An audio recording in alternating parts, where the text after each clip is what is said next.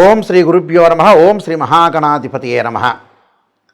గురువు ధనాన్ని ఇచ్చేవాడు, సంతానాన్ని ఇచ్చేవాడు, అధిక లాభాలను ఇచ్చేవాడు, సంతాన కారకుడు, సంతానం సంపద్ప్రదం అంటారు.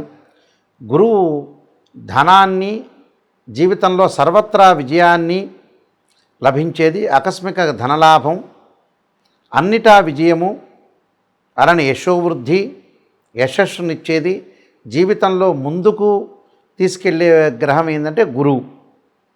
అంటే ఈ గురుగ్రహం యొక్క అనుకూలత ఉంటే అన్నీ కూడా మనం విజయం సాధించే అవకాశం ఖచ్చితంగా ఉంటుంది. సుఖాన్ని, భోగాన్ని, సౌఖ్యాన్ని ఇచ్చేవాడు కూడా ఇక్కడ గురువే. అయితే ఈ గురువు అక్టోబర్ 18 నుంచి అతిచారంలోకి వెళ్ళింది. అతిచారం అంటే ఏంటంటే, ఏదైతే మిథున రాశిలో గురువు ఉన్నారో ఆ గురువు ఏదైతే ఎన్ని రోజులు ఉండాలో అన్ని రోజులు ఉండకుండా ముందు రాశిలోకి ప్రవేశించదాన్ని అతిచారం అంటాం మనం. అతిచారం ఎప్పటి వరకు ఉంటుంది? డిసెంబర్ 5వ తారీఖు వరకు ఉంటాడు. ఈ డిసెంబర్ 5వ తారీఖు మధ్యలోనే ఈ అతిచారంలోనే వక్రగతి కూడా ఏర్పడింది. ఇక్కడ ఆ వక్రగతి ఎప్పుడు ఏర్పడింది? నవంబర్ 12వ తారీఖు నుంచి వక్రగతిలోకి వచ్చాడు. వచ్చి ఎప్పటి వరకు ఉంటాడు? మార్చి 11వ తారీఖు వరకు కూడా వక్రగతిలో ఉంటాడు. అయితే మనకి పర్టికులర్గా డిసెంబర్ 5 నుంచి వక్రగతి అనేది పోయి అతిచారం పోయి వక్రగతిలో ఉంటాడు.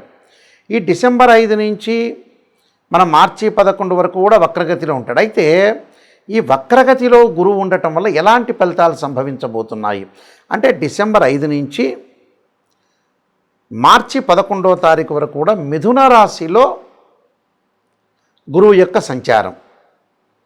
అంటే మళ్ళీ చెబుతున్నాను, డిసెంబర్ 5 నుంచి మార్చి 11వ తారీఖు వరకు కూడా గురువు మిథున రాశిలో సంచారం చేస్తే ఎలాంటి ఫలితాలు జరగబోతున్నాయో ఒకసారి మనం పరిశీలన చేద్దాం. ముఖ్యంగా ఇది 95 డేస్ ఉంటుంది. ఈ 95 డేస్ ఎలాంటి ఫలితాలు జరగబోతున్నాయో ఒక్కసారి పరిశీలన చేద్దాం.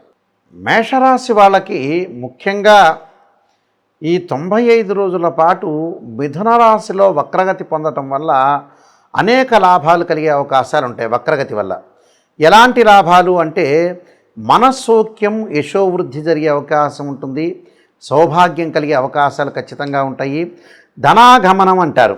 అంటే మనస్సౌఖ్యం, యశోవృద్ధి, సౌభాగ్యం, అలానే ధనాగమనం, ధర్మవ్యయం, మనస్సౌఖ్యం, ద్వితీయ స్థానకి అంటే ఆ మనస్సౌఖ్యం లభించే అవకాశాలు ఎక్కువ ఉంటాయి. అంటే వక్రస్థానగతే గురువు ఉన్నారు. అంటే వక్రస్థానంలో ఉండటం వల్ల, ఏదైతే తృతీయ స్థానంలో వక్రస్థితిలో ఉండటం వల్ల మనకు మంచి జరిగే అవకాశాలు ఎక్కువగా ఉంటాయి. అంటే మనస్సు సౌఖ్యంగా ఉంటుంది. అంటే భూములు కొనుగోలు చేయటం, వృత్తి వ్యాపార రంగాలు అనేక లాభాలు కలిగే అవకాశాలు ఉంటాయి. సంతృప్తికరంగా ఆదాయం ఉండటం ఒకటి, ఇంటిలో వివాహాది శుభ కార్యక్రమాలు, కుటుంబంలో ఆరోగ్యపరంగా అనుకూలంగా ఉండటం. ఎప్పటి నుంచి? ముఖ్యంగా నేను చెప్పే డిసెంబర్ 5 నుంచి నవంబర్ 11 వరకు 95 రోజుల పాటు ఇలా ఉంటుంది. రమారమి 94-95 రోజుల పాటు. మాట నైపుణ్యం, ప్రతి పని కూడా సులభంగా చేయటం, వృత్తి ఉద్యోగాల యందు గౌరవం, సన్మానాలు పొందే అవకాశాలు ఎక్కువ ఉంటాం. హృదయంలో ఆనందం కలిగే అవకాశాలు ఎక్కువ ఉంటాయి. శుభకార్యక్రమాలకి, ధర్మానికి డబ్బును ఖర్చు పెట్టే అవకాశాలు, ఈర్ష్య ద్వేషాలు తగ్గించుకునే అవకాశాలు ఎక్కువగా ఉంటాయి. యశోవృద్ధి, సౌభాగ్యం కలగటం ఒకటి, అలానే మనస్సౌఖ్యం, మనసుకు ఆనందం కలిగే అవకాశాలు కూడా ఎక్కువగా ఉంటాయి. అంటే కీర్తి ప్రశ్నలు బాగా పెరిగే అవకాశాలు ఉంటాయి. అవార్డులు, రివార్డులు, సన్మానాలు జరిగే అవకాశాలు ఎక్కువగా ఉంటాయి. అంటే అనేకమైన లాభాలు కలిగే అవకాశాలు ఖచ్చితంగా ఉంటాయి. కాబట్టి అంతా కూడా మేషరాశి వాళ్ళకి ఇక్కడ వ్యయాధిపతి అయ్యాడు. వ్యయాధిపతే కాకుండా నవమాధిపతి కూడా అయ్యాడు. కాబట్టి అనేక లాభాలు కలిగే అవకాశాలు ఎక్కువగా ఉంటాయి. ఆందోళన చెందాల్సినప్పుడు నేను కొన్ని రెమెడీస్ అనేవి చెప్పబోతున్నా. ఆ రెమెడీస్ పాటించి ముందుకు వెళ్ళండి. జాతకంలో ఎప్పుడూ కూడా గురువు 2 రకాలుగా ఆలోచన చేయాలి. ఒకటి గోచారం. అంటే గోచారం అంటే this is the transit system అంటారు. ఇప్పుడు ఎప్పుడైతే మేము రాశిఫలాలు చెబుతున్నామో అవన్నీ కూడా గోచారీత్యా చెప్పబడే ఫలితాలు, కానీ బర్త్ చార్ట్ ప్రకారంగా చెప్పబడే ఫలితాలు కావు. గోచారీత్యా ఫలితాలని ఒక్కసారి మనం పరిశీలన చేద్దాం.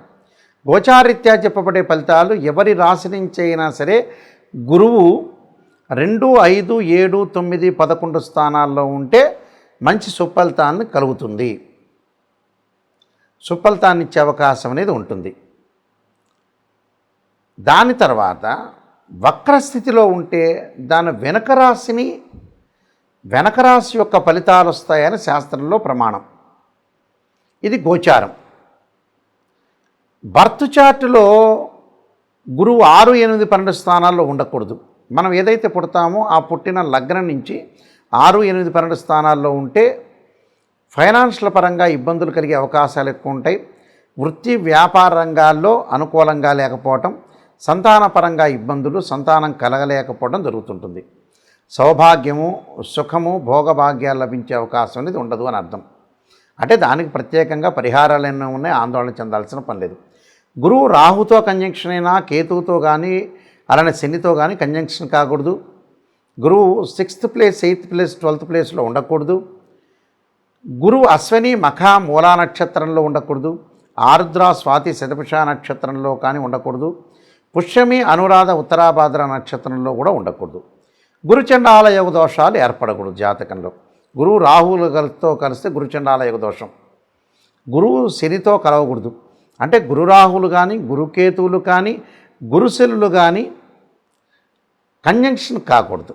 కంజంక్షన్ కావటం వల్ల ఏమవుతుంది అని అంటే దారిద్ర్యం లభించే అవకాశం. ఎంత కష్టపడినా కూడా మనం ఆవగిందంత అదృష్టం ఉండాలి. గురువుగారు, నాయకంటి గారు, నేను చాలా బాగా కష్టపడుతున్నాను, కష్టపడినా కూడా ఫలితం వచ్చే సూచనలనే లేవు.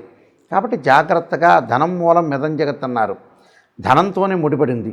ఒకవేళ జాతకంలో గోచారీత్యా వాళ్ళకి దోషం అనేది కలిగినా దానికి కొన్ని పరిహారాలు చేసుకోవాలి. దత్తాత్రేయ స్వామి యొక్క స్తోత్రపారణం, దత్తకవచము, దేవానాంచ ఋషీరాంచ గురుకాంచన సన్నిభం, బుద్ధిమతం త్రిలోకేశం తమ నమామి బృహస్పతి అనే మంత్రాన్ని, శనగలు దానం చేయటం, అలానే ఉడకబెట్టిన శనగలు గురువారం రోజున ప్రాతకాలంలో ఆవుకు పెట్టడం, శనగలతోటి వంటకం తయారు చేసి ప్రధాన అర్చకులకు ఇచ్చి, శనగ గుగ్గిళ్ళని ఉంటాయి అవి ప్రధాన అర్చకులకు ఇస్తే వారంతా కూడా అందరికి కూడా పంచుతారు.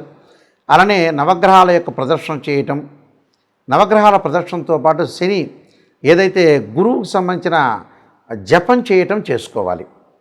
అంటే దేవగురువైన బృహస్పతి జపం చేయాలి. దేవానాంచ ఋషీనాంచ గురుకాంచన సన్నిభం బుద్ధిమతం త్రిలోకేశం తం నమామి బృహస్పతి అనే మంత్రాన్ని చదువుకోవటం. ముఖ్యంగా బ్రాహ్మణోత్తముల చేత దేవగురువైన బృహస్పతి జపం అనేది 16,000 సార్లు చేపించడం. దశాంక్షేత్రపణం, గురువు హోమం, బృహస్పతి హోమం, రావి సమిధులతోటి శనగలు దానం చేయటం చేయాలి. అలానే ప్రతి గురువారం కూడా దత్తాత్రేయ స్వామి స్తోత్రపారణం, దత్త కవచాన్ని చదువుకోవటం చాలా మంచిది. అంటే ఇవన్నీ కూడా రెమెడీస్ చేయాలి.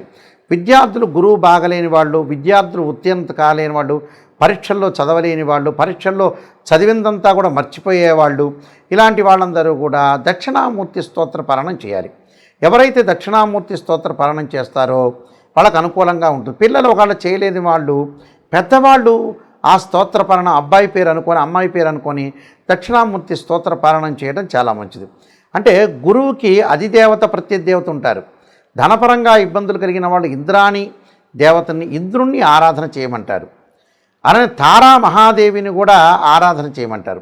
అందువల్ల గురువు యొక్క అనుకూలంగా ఉండాలంటే దత్తాత్రేయ స్వామి యొక్క గుళ్ళను సంతరించడం, దత్తా స్వామి యొక్క స్తోత్ర పారణం చేయటం, అలానే ఆదిశంకరాచార్యుల్ని భక్తి శ్రద్ధలతో కొలవటం, రామానుజులను భక్తి శ్రద్ధలతోటి కొలవటం, ఇలా గురువులను ఆరాధన చేయటం, సిద్ధుల్ని గురువుల్ని ఆరాధన చేయటం వల్ల కూడా మనకి మంచి జరిగే అవకాశాలు ఎక్కువగా ఉంటాయి.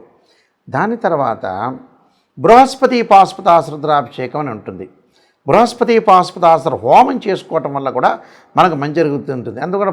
ఎందుకంటే గురుబలం ఉండాలంటారు జాతకంలో ఎప్పుడు కూడా. గురుబలం లేకపోతే ఇబ్బందులు కలిగే సూచనలు అనేవి బాగా ఎక్కువ ఉంటాయి. కాబట్టి గురుబలం అనేది మనకు ఉంటే అనుకూలంగా ఉండే అవకాశాలు ఖచ్చితంగా ఉంటాయి. నేను చెప్పే ఈ రెమెడీస్ పాటించండి. మీ అందరికీ కూడా గురువు యొక్క అనుగ్రహం అనేది ఉండాలని ఆశిస్తూ సర్వే జనా సుఖినో భవంతు.